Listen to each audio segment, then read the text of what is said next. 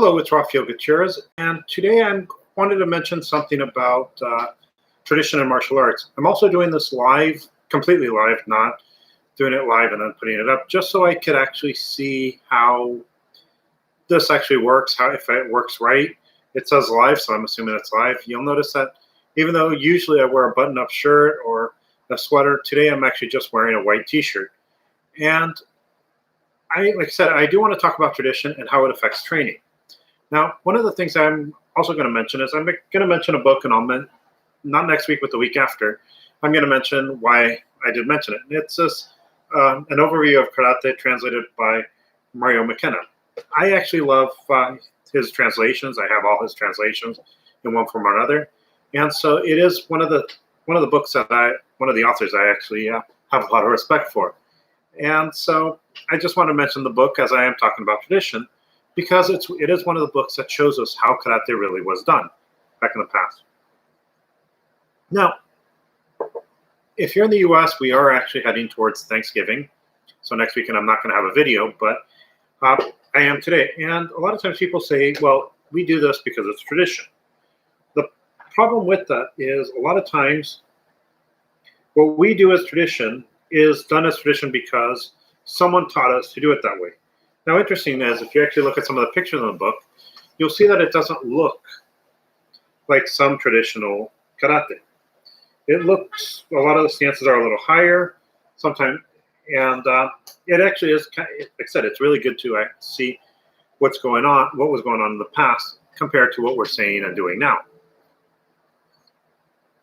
Now, some people will say, well, tradition kind of limits the martial art and the progression. And that may have some truth to it if you stick to a rigid tradition where, well, my teacher did it this way, so that's how I'm going to do it. I actually come from a different type of tradition in martial arts. My late teacher would actually tell me to examine everything I did for myself, see if it worked for me, see if there was a better way to do it. He actually encouraged me to go to other martial arts to see what they were doing and to make my karate based on my understanding. Now, that is a tradition that I was brought up in martial arts, which was you have to actually find out what you're doing and why. But to do that, you can't just decide, well, I like the way this sounds, so I'm changing it, or looks, so I'm changing it. You have to have a reason for it. Now, I'm not saying that there's anything wrong with changing something because that's the way it looks, and especially if you're interested in tournament karate, if it's the way the tournaments are actually winning. If you're interested in tournament karate, your whole point is to win tournaments. And so that's why people change stuff sometimes. Now, when we are dealing with tradition, there are a lot of traditions, and if you understand the why, it does actually bring out a lot more to the martial arts. What I mean by that is this. Let's take the tradition of wearing a gi. A lot of people say, well, you don't need a gi because it's not real clothes. And the truth is, it may not be real clothes, but it actually does join us to a relatively recent past. And I say that because if you start reading up on where the gi came from, you find out that the gi was actually brought in from judo. It wasn't something that was used traditionally. And even if you look at some of the old pictures, I'm using McKenna's book, you can see that sometimes some of the pictures had people using the, not quite the traditional karate uniform. They had the hakama, I think is what they call it. And so very few of us still use those to practice in. We usually use the white gi. But it does, like I said, it does do something for us. It does link us to that. It also does another thing. I have a video on how to use it for safety equipment. You can look at it if you're interested. But it does something else. I also mentioned it puts people in a mind frame of what they're there to do. This is especially important for kids because if you think about it, you put a kid in a uniform or a costume, they act a certain way because that's what's expected of them. And so tradition, it is an important thing. It does actually help a lot if it has reasons to be. If you actually read Nagamini's book, he actually mentioned to stick to tradition just because it's traditional and not look at the new techniques and science out there really doesn't help you. Just like just sticking with with what's new and getting rid of tradition doesn't help a lot either. You kind of have to use both. So tradition is good. I mean, like I said, it's for me in our dojo, in the dojo I run, we have a tradition that in December we go get pizza as a group and just enjoy each other's company. It's a tradition for us. It doesn't mean it's a tradition for everyone. It's just a tradition for us, and it has a reason to be there.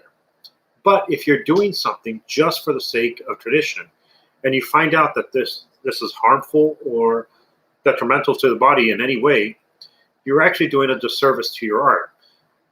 Arts, really, in the past, arts could actually survive on tradition. Well, we do it this way, and that's it. But the truth is, now, with the amount of information we have available, the availability of new research that we actually are getting from people like translators like McKenna or Cost, another author I like, you actually are limiting yourself quite a bit by just sticking and adhering to one set of rules because, well, that's the way it's always been done. Sometimes by actually looking at other areas, you can find that that's not always how it was done. Now, like I said, I'm making these small videos.